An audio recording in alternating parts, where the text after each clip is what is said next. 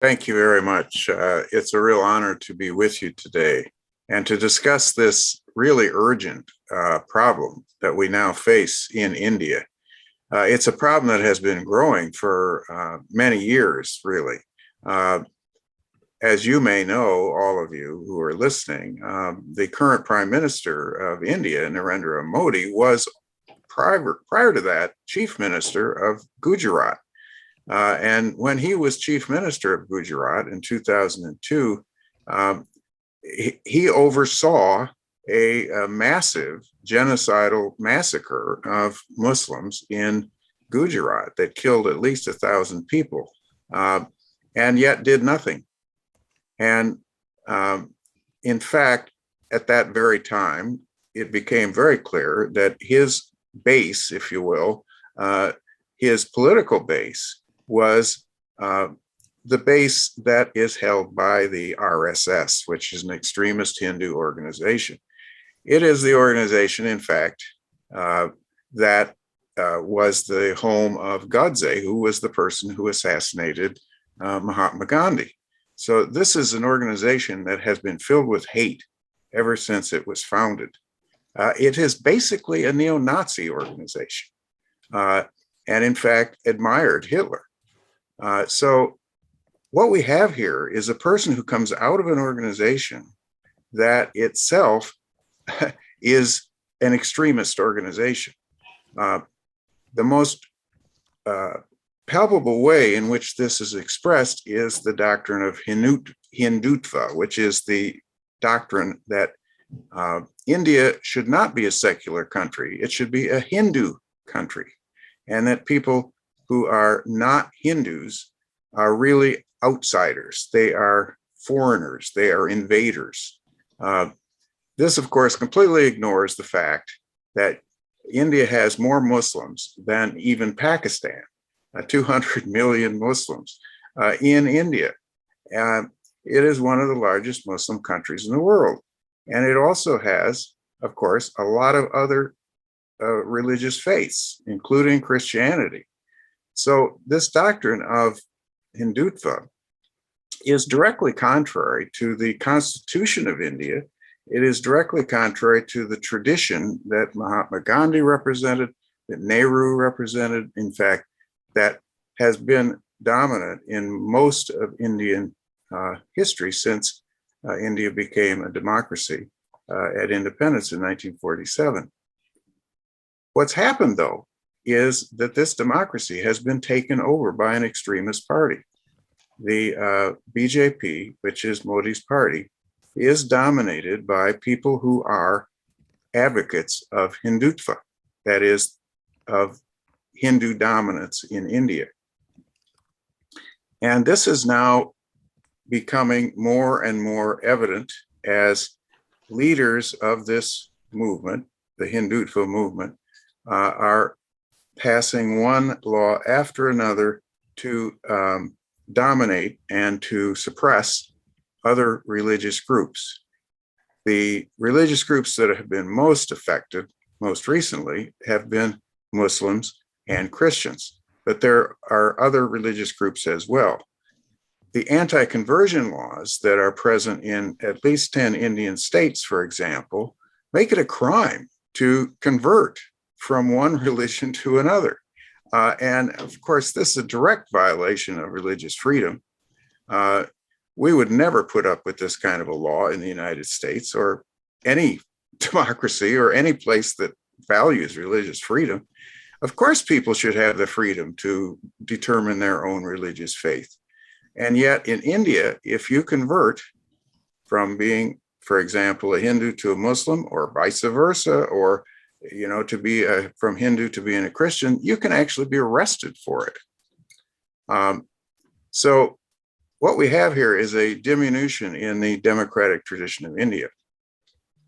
Now that has played itself out in a couple of Indian states most directly.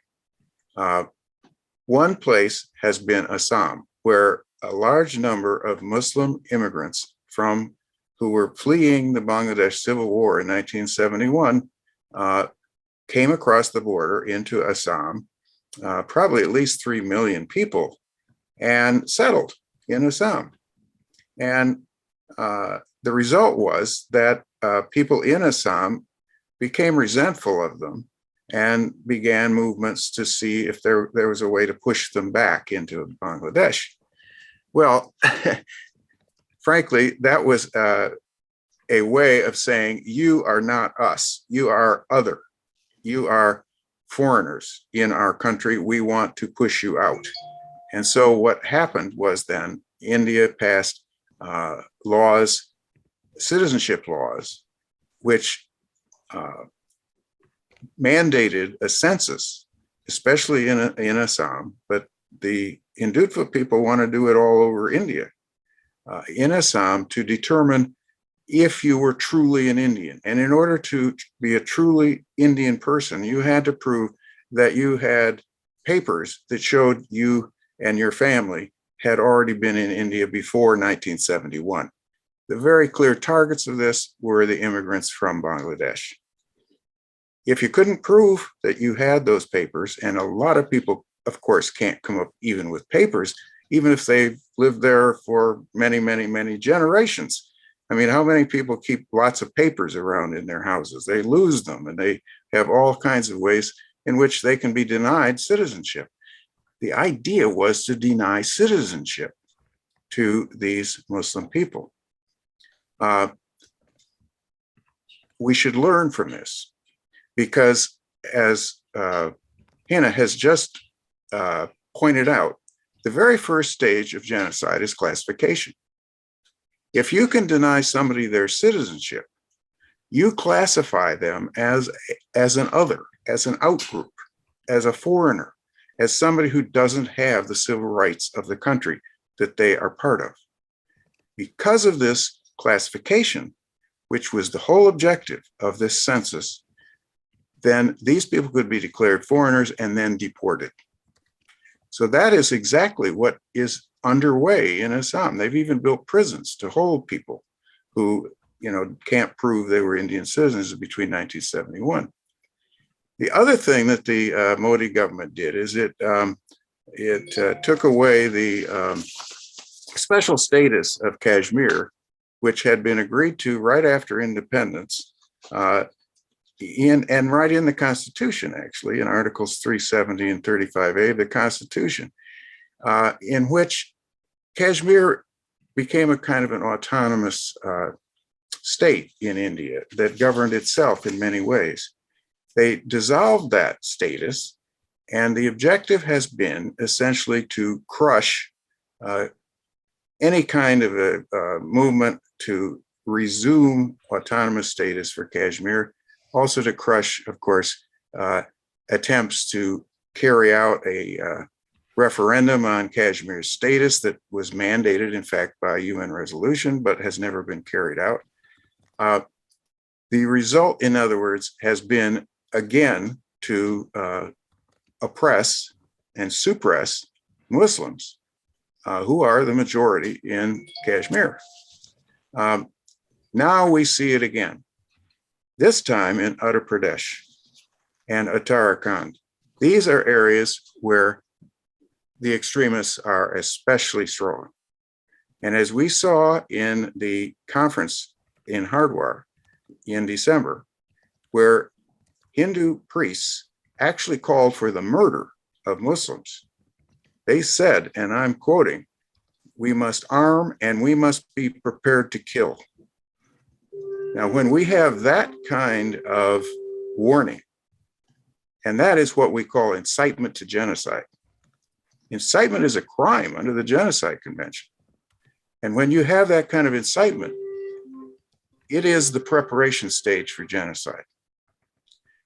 Preparation is, as Hannah has already pointed out, what we consider to be the seventh stage.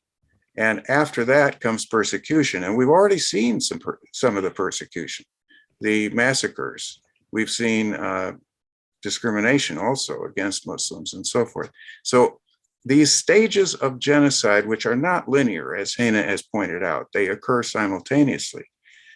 Many of them are already present in India today. We should be watching out. We should be crying genocide emergency for India. And that is, in fact, what Genocide Watch has done for both Assam and for Kashmir, and we are about to do for Uttar Pradesh and Uttarakhand, because we believe there is a real risk of massacres. What is, of course, extremely troubling here is that the Modi government has stood back, said nothing, and will be very happy to just watch it happen. That is exactly what Modi did in Gujarat 2002. It is what he will do again. So this massacre, this genocide, will likely not be even carried out by the Indian state. It will likely be carried out by mobs, just as the genocide was carried out during partition in 1947. So that is why Genocide Watch has declared a genocide emergency for India. We believe that India is at the persecution stage right now. That's the stage right before genocide. Gregory Stanton. What do you do? Like a psychologist, sociologist, Genocide Watch. Yes, thank you I so don't much. know exactly. I think he wrote a book on the stages of genocide. Pretty much. I'm getting a little bit of, I think someone's, He's a professor. Zainab, please mute yourself. Oh, sorry about that, Dr. Stanton. Please go ahead. Oh, actually, I have finished. Okay. I want to thank everybody for listening to this. But you know what we need to do now is we need a real action campaign. We've got to bring this to the attention of the Congress of the United States, just as we did, and Nadine was, one of the supporters of this, when we got Congress to declare unanimously that ISIS was committing genocide in Iraq and Syria. Prior to that, the US government was really standing back, and that resolution had a big effect, which finally passed in 2016. We moved the denial of that by the legal office in the State Department. And we moved away from that and got Secretary of State Kerry to actually declare this, that they were committing genocide. And it has had an impact. Not only did we defeat ISIS, but then we also have appropriated funds to resettle people who ISIS, has driven out of their homes. So that is the kind of action I would like to see on this crisis in India. Now, we will be up against all kinds of pressure. We have a lot of economic relations with India, and a lot of companies will lobby against this. So we are going to have to be well organized to make this happen.